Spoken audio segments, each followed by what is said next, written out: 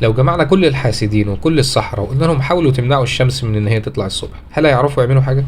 لا، لان ربنا سبحانه وتعالى اذن ان هي تطلع.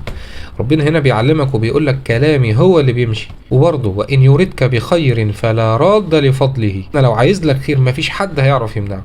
كلامي هو اللي بيمشي، فما تخافش لا من حاسد ولا من ساحر ولا ايا كان.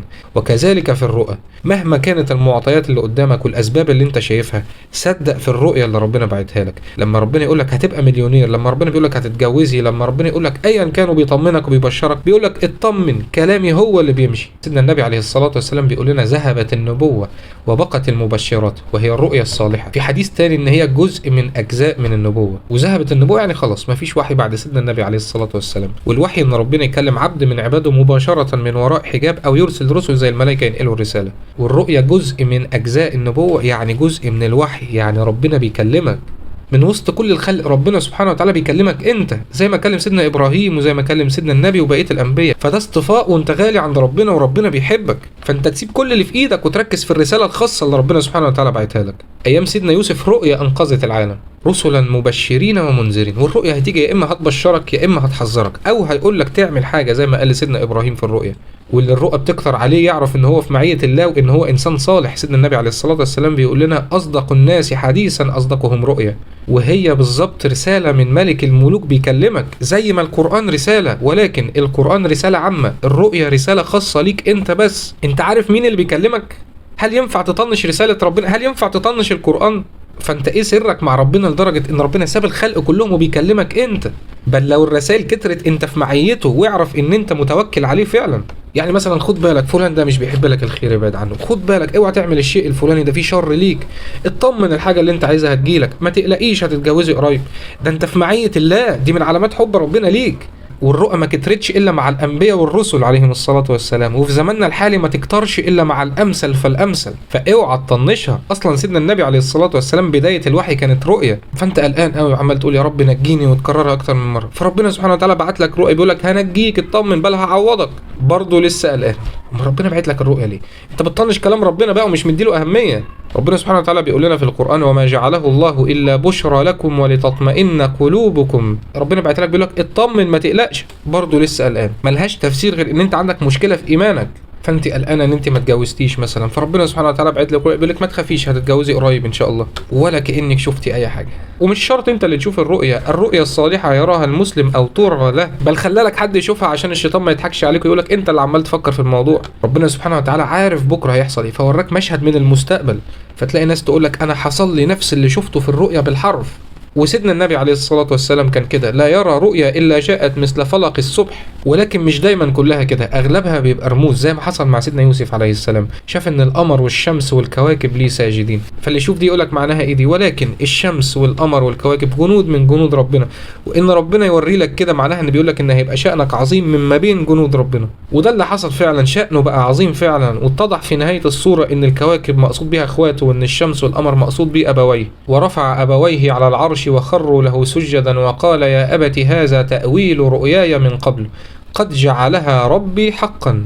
ربنا وريها له من امتى؟ من وهو طفل وهو مش ناسيها. ربنا سبحانه وتعالى بيعده لشأن عظيم، وبعلم المستقبل عرف ان اخواته ان نسوة المدينة وامرأة العزيز هيحاولوا يكيدوا له. انت هيبقى شأنك عظيم في الدنيا، انا اذنت لك بكده، كلامي هو اللي بيمشي. ولو تدبرنا اكتر، ربنا وصف ابواه واخوته بالشمس والقمر والكواكب، معنى كده ان ابويه مقامهم عظيم عند ربنا واخواته مقامهم عظيم، ولكن نزغ الشيطان بيني وبين اخوتي. وربنا اصلا كان بيجهزه عشان ينقذ الارض برؤية.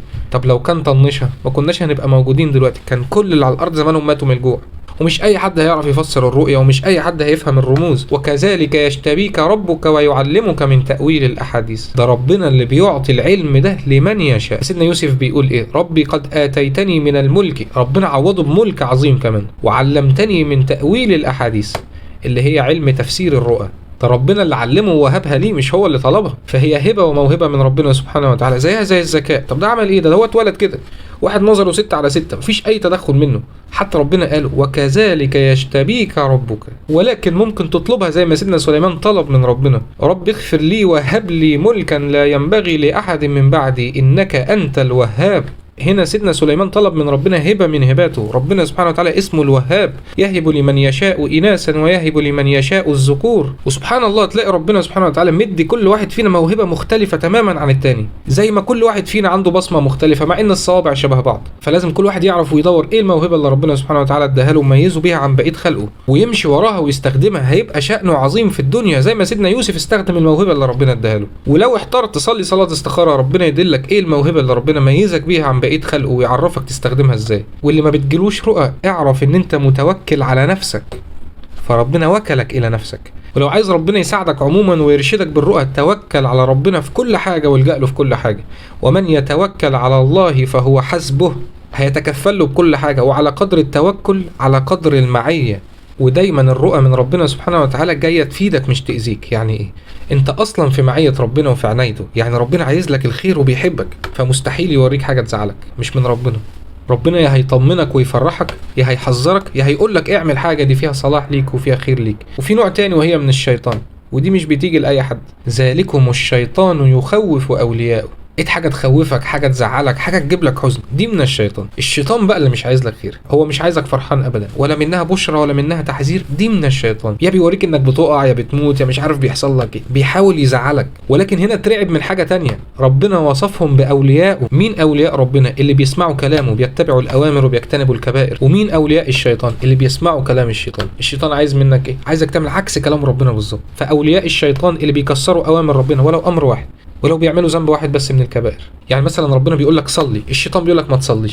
انت دلوقتي بتعمل ايه؟ بتصلي ولا ما بتصليش؟ لو ما بتصليش يعني كسرت اوامر ربنا، يعني بتسمع كلام الشيطان، يعني بقيت في ولايته، بل ربنا سابه عليك. ومن يعش عن ذكر الرحمن نقيد له شيطانا فهو له قرين. بل ربنا اللي مسلطه عليك. ربنا بيقول لك انت سمعت كلامه، طب خليه ينفعك، هخليه لك ملازمك، يقعد يوسوس لك ويوريك كوابيس. ربنا بيقول لك انت سمعت كلام ده عدوك، بص لما خليته لك ملازمك عمل فيك ايه. طب روحوا انتوا الاثنين لحد ما تتوب، وخد بالك انت ليك توبه وليك عوده، الشيطان ملوش. الشيطان اتلعن واتطرد من رحمه ربنا، فيئس من رحمه ربنا، فعايزك تيأس انت كمان. فلو عندك ذره يأس بس اعرف ان هي من الشيطان.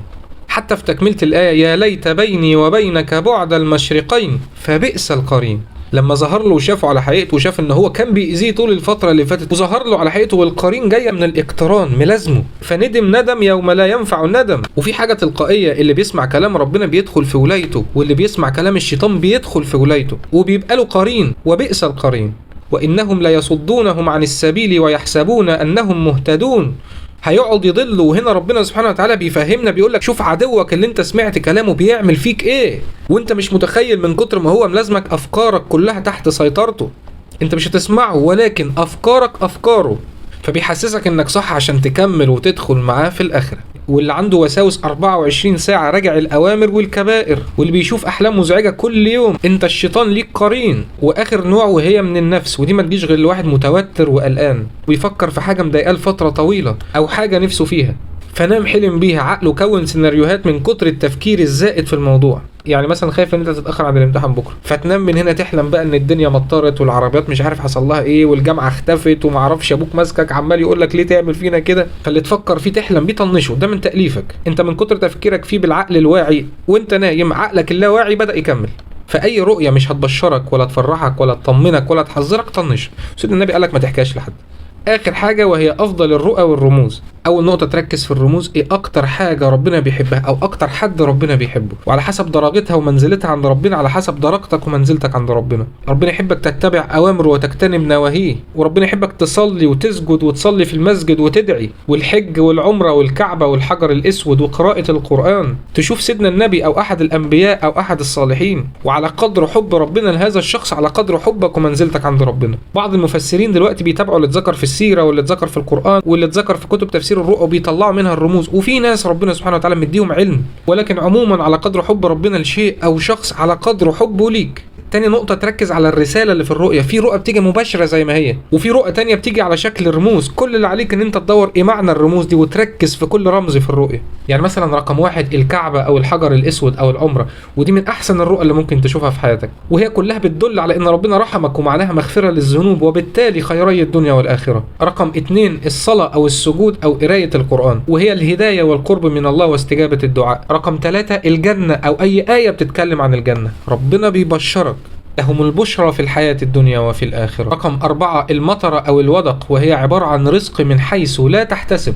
رقم 5 رؤية الرسول عليه الصلاة والسلام، وهنا أبشر بمغفرة الذنوب وبالهداية وبالجنة وباستجابة الدعاء وبسعة الرزق، وإن ربنا بيحبك.